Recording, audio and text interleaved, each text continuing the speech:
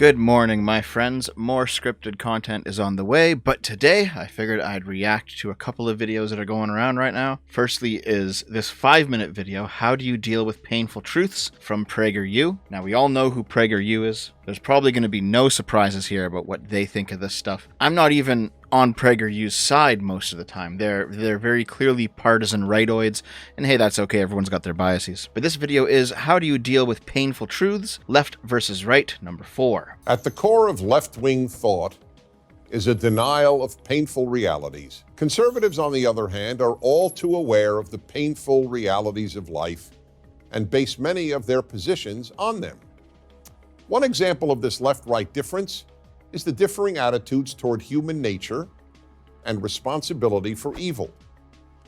When liberals blame violent crime on poverty, one reason they do is that ever since the Enlightenment, the left has posited that human nature is good. So then, when people do bad things to other people, the left argues that some outside forces, usually poverty, and in the case of non-white criminals, racism, are responsible, not human nature. Why? Because people on the left find it too painful to look reality in the eye and acknowledge that human nature is deeply flawed. So this is interesting because this goes back to the Locke versus Rousseau conversation within classical liberalism. I know Dennis Prager here is using liberal in the American sense, by which when he says liberal he means leftist, but actual liberals don't actually think this way. So here's the Locke versus Rousseau argument.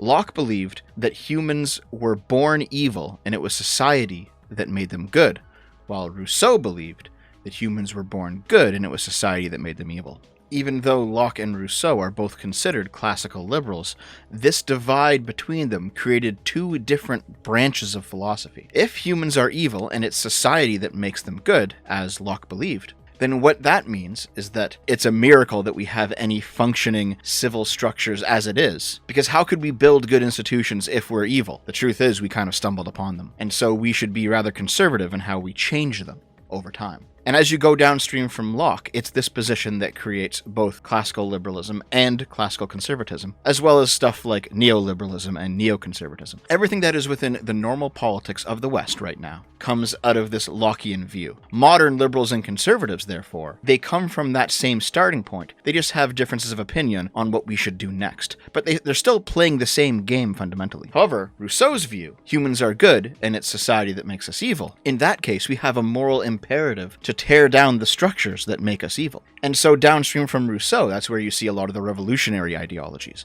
like anarchism, like Marxism and socialism, and like fascism. Because from Rousseau you get to Kant, from Kant you get to Hegel, from Hegel you get to Marx, from Marx you get to Sorel, and then from Sorel you get to Mussolini and Lenin. My issue with this point of view is that it's probably a little bit of both, actually. We definitely know that humans can be born evil. That is what, for example, being born with just a natural case of psychopathy is. At the same time, we also have many examples of a social structure, of institutions turning people evil. Look at every single totalitarian state. So there's probably a range of different moralities people are born with, but it does seem to be the case that while a bad socialization can make a naturally good person bad, a good socialization can't make a naturally bad person good. Another fact of life that the left finds too painful to acknowledge is the existence of profound differences between men and women. There is no other explanation for the denial of what has been obvious to every previous generation in history, that men and women are inherently different. This denial is certainly not the result of scientific inquiry. The more science learns about the male brain and the female brain, not to mention male and female hormones, the more it confirms important built-in differences between the sexes. God, I see so much. I last weekend I was having an argument with some dumb commie on Twitter, as you know I am wont to do many times. One of them was just straight up like, yeah, so trans women should compete in women's sports. And I was just like, why? Well, because they're women, obviously. And it's like, well, okay, but if we're going to talk about how they identify, it's not the same thing as what their biological capabilities are and what advantages being a member of a certain sex gets you. But eventually the conversation got to the point where this happened, I think, 3 times. They all admitted they were gender abolitionists. And I'm like, wait a minute, gender abolitionists? So pure equality. And there's no men, there's no women, there's just people. There's no differences between the genders. Yes. Okay. So if that's the case, why would you want trans women to compete with women? Why wouldn't you want trans women to compete with men? Because there's no difference between trans women and men. And a few of them, one of them got mad and just blocked me right away. But the other one said my long-term goal was to completely abolish gender differences in sports, sex-based classifications in sport. So you just want all sports to be open to everyone. It's like, yes. Well, wouldn't that mean that all men will just dominate all the time? And more importantly, doesn't that mean that the TERFs are correct about you when they say you want to take away women's spaces? And the ultimate end result of this is that, yes, they view trans women as women, so they want them put into women's sports. But they also view this as a subversive act, which will destroy women's sports. The fact is that the great majority of women are deeply dissatisfied with the hookup culture and yearn to bond with a man, even more than they yearn for professional success. But feminism came up with the famous and false phrase, a woman without a man is like a fish without a bicycle, to counter the painful reality that most women feel incomplete without a man in their life, just as, I might add, most men feel incomplete without a woman. Ironically, however, most men have no trouble acknowledging this. That feel when no GF, guys. This is what the notion of political incorrectness is all about. The very definition of politically incorrect is a truth that people on the left find too painful to acknowledge and therefore do not want expressed. I don't know about that, dude. I don't think it's just on the left. There's definitely there's definitely notions of political incorrectness that the right also doesn't want to acknowledge. I remember in the 90s, I remember how it was where everything was demonic. There was demons in video games, there was demons in D&D, and don't you dare talk about those priests molesting those children. Don't worry, the right also has its version of politically incorrect, and its truths that it doesn't want to acknowledge.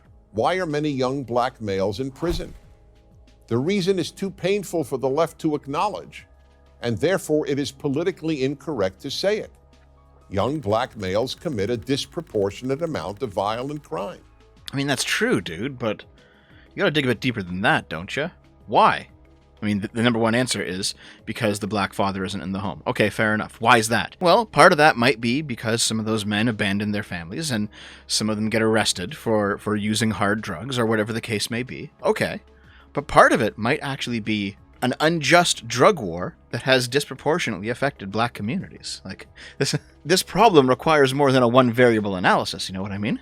That's why the left constantly speaks about being made uncomfortable and about feeling offended. Being made uncomfortable or feeling offended is, after all... Wait, why does the woman have a neck but the guy doesn't? One might say that leftism appeals to those who wish to remain innocent. Growing up and facing the fact that life is messy, difficult, and painful is increasingly a conservative point of view. So this is pretty much what I thought it would be before I even watched it. And Prager U is mostly correct here. They're a bit simplistic in their analysis, but there's enough here for the common person to be like, okay, yeah, that actually makes sense. But more importantly is this video by this person, Prager U and the Politics of Pain. This is where this topic kind of becomes a shit show. The other day, I was browsing YouTube on my phone and I ran across this community post from Prager U.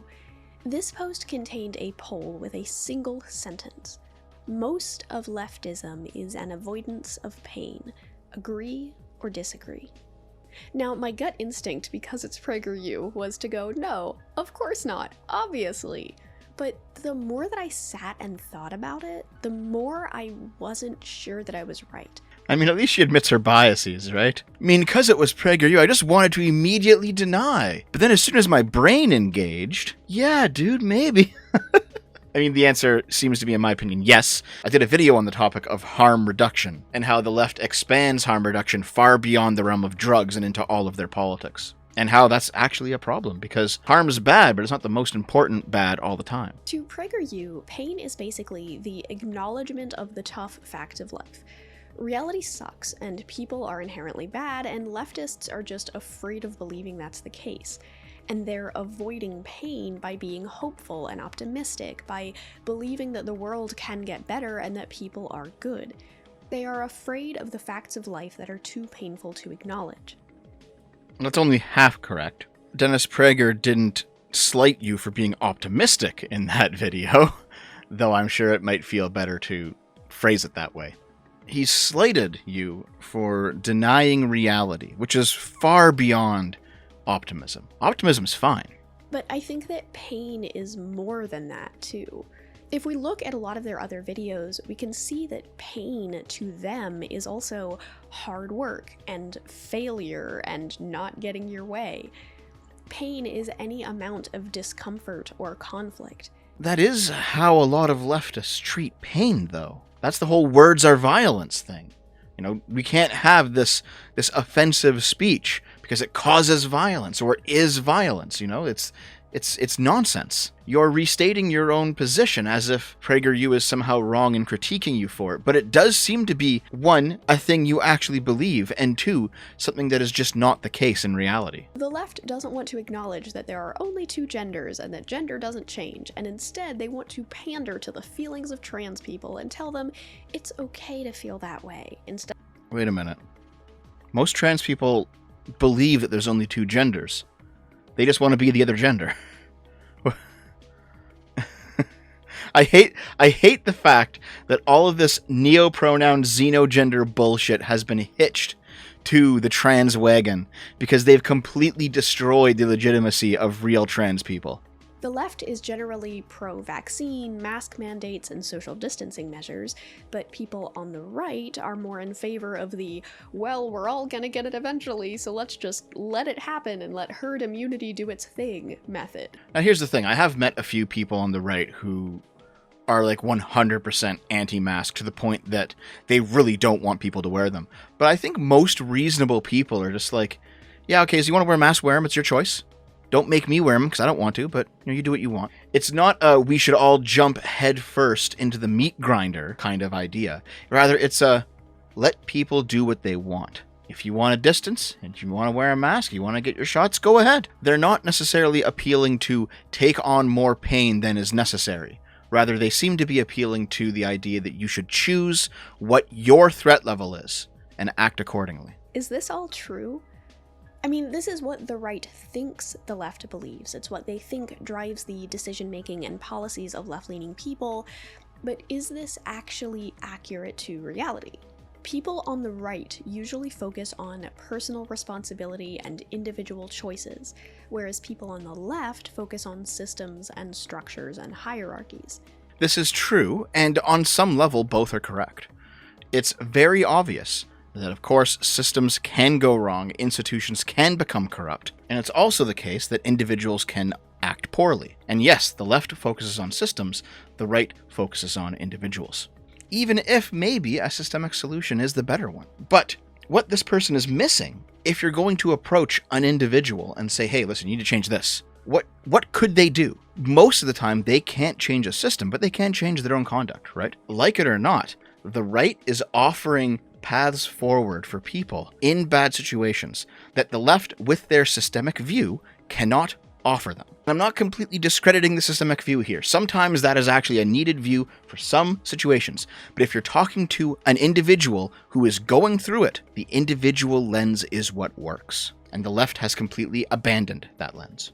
If we are thinking in terms of generalizations, then it turns out Prager U is right. Generally speaking, leftists prioritize avoiding pain. Sort of. The pain they're avoiding isn't necessarily an acknowledgement of life's hard truths. It's usually literally pain. It's physical, psychological, economic pain. Economic pain, guys. I mean, I get it. You know, when you're broke, it hurts. Okay, fair enough. But like, the issue with her analysis is that no, they actually do avoid the hard truths of life as well. Everything she said is correct, but it also goes far beyond what she's said. Again, that's how we get to the extreme censorship of ideas that the left doesn't like. They use harm reduction as the justification. You can't talk about this topic, you can't platform this person, you can't speak or think this way because of the harm it does to our communities. People on the right see things as immutable. Facts are facts, and no new data can change things. The world is one thing, and it's up to us to learn to exist to the best of our ability in that world. Things might suck, but it's a dog-eat-dog world where only the best survive. Whereas people on the left see things as more fluid. There is constantly new information to be learned. Things change, and it's up to us to roll with those changes and alter our mindsets accordingly. But this fluidity also means that we have the power to change things. If we see something that sucks, we can work to change it. Nothing is static. And again, there's probably some truth to both of these points of view. The world absolutely does suck, and you absolutely cannot change a good chunk of it. No amount of micromanagement, no amount of systems or institutions or whatever that you construct is going to change some things. But she's also correct when she says that new data becomes available, new ideas are created, and we can build new stuff. That's also true. Neither side here, insofar as she's describing them, is completely correct. It's not that leftists are ignoring harsh realities. It's that they're showing that those things aren't reality at all. And conversely, it's not that people on the right are accepting those harsh realities. It's that they're holding on to inaccurate beliefs because it's easier than confronting the idea that they might be wrong. And this is where she kind of goes off the deep end.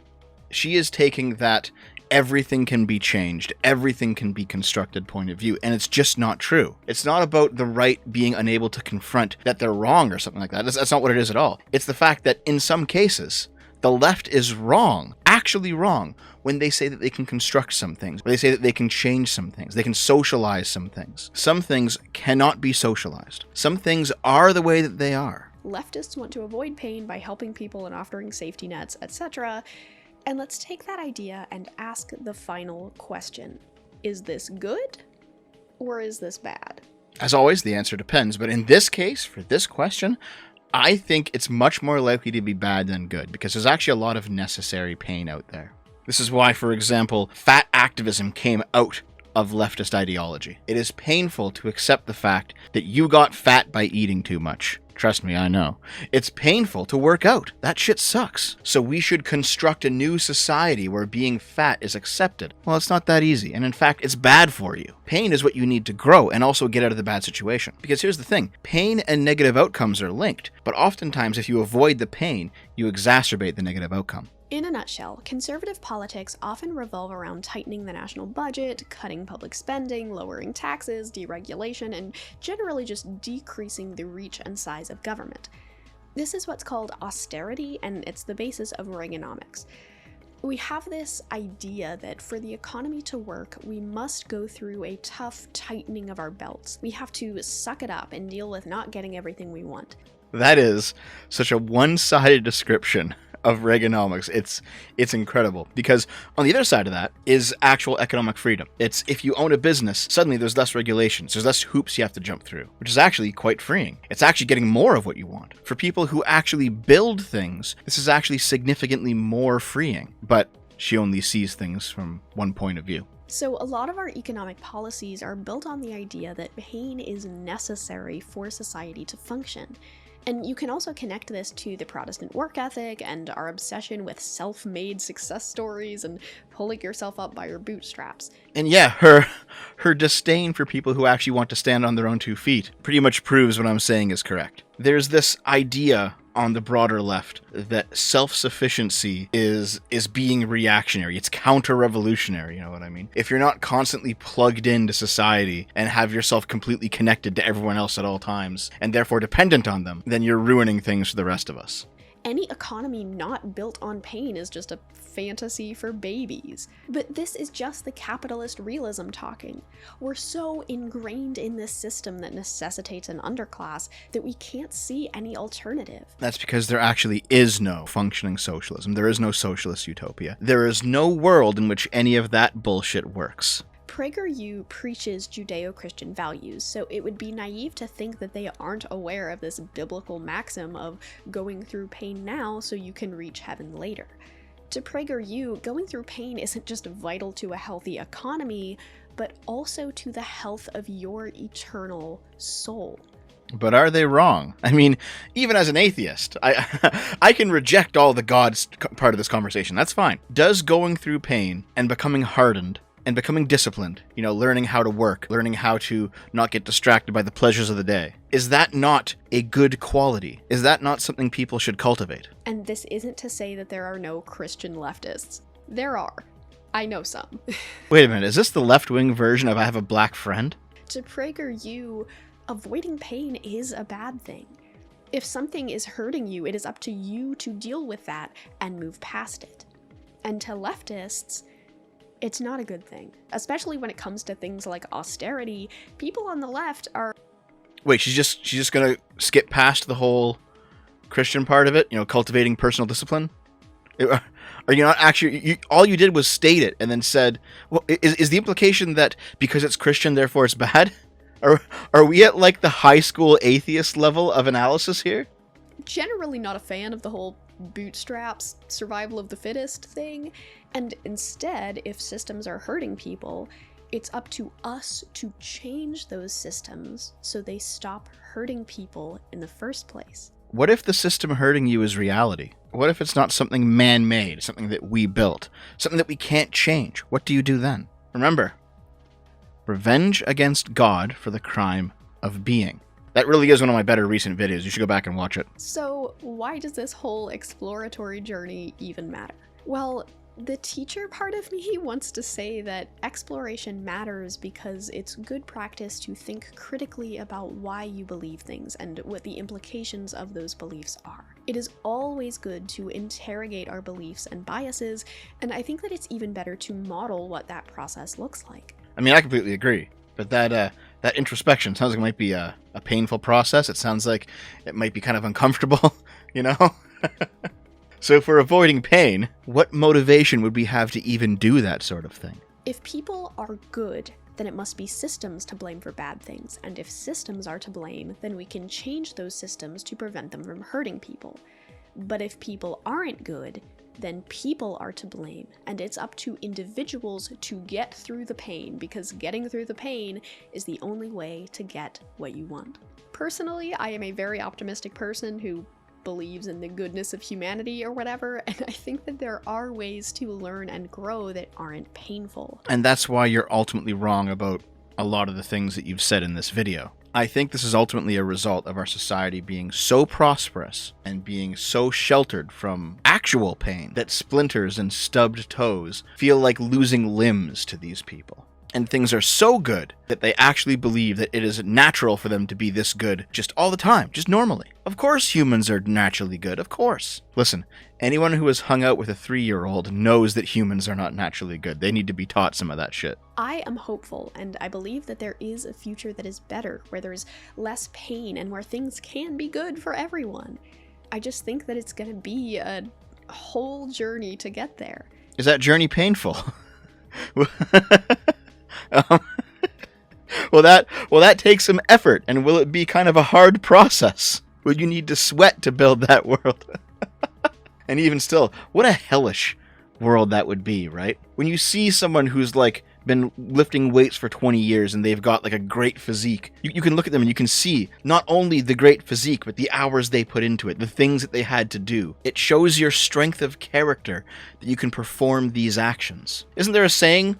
Something like, morality is what you do when no one's looking, something like that. That seems to be a part of the conversation that this person just doesn't understand. That there is moral content in the actions you choose to do, not simply the effects they have on the world. And that sometimes doing the thing is more important. For example, the left often likes to throw away the idea of proportionality in their pursuit of minimizing pain. That's the whole participation award argument, right? In fact, I think she brings up one of Prager U's videos about trophies, where the idea is something like disproportionate effort or disproportionate talent, or whatever the case may be, deserves disproportionate rewards. And if somebody else has more than you and they've earned it, well, that's justified pain, because you didn't work as hard as them, or you weren't as smart as them, or whatever the case may be. I'm not sure whether or not the Lockean or the Rousseauian position is true at the end of the day. I don't think that we are innately good or evil the way that people on the left or people on the right seem to believe. However, I do believe that systems, when properly set up, do make us better. Cultures and institutions that have been passed down specifically because they worked. They created cohesive societies where individuals could thrive and be moral. These things became traditions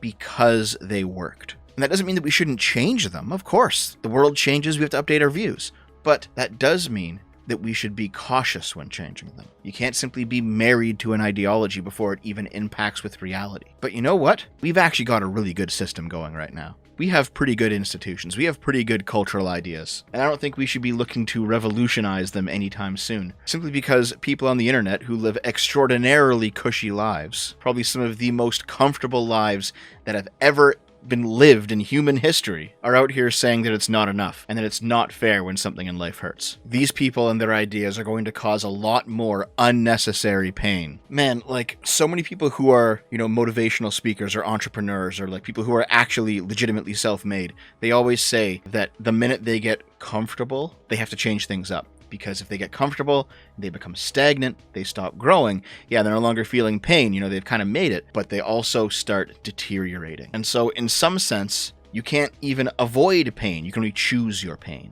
You can choose the pain of growth, or you can choose the pain of death. And that's all you get. Anyway, this has been a fun little reaction video. I hope you guys enjoyed it, and I will see you next time. Have a good one. I love you.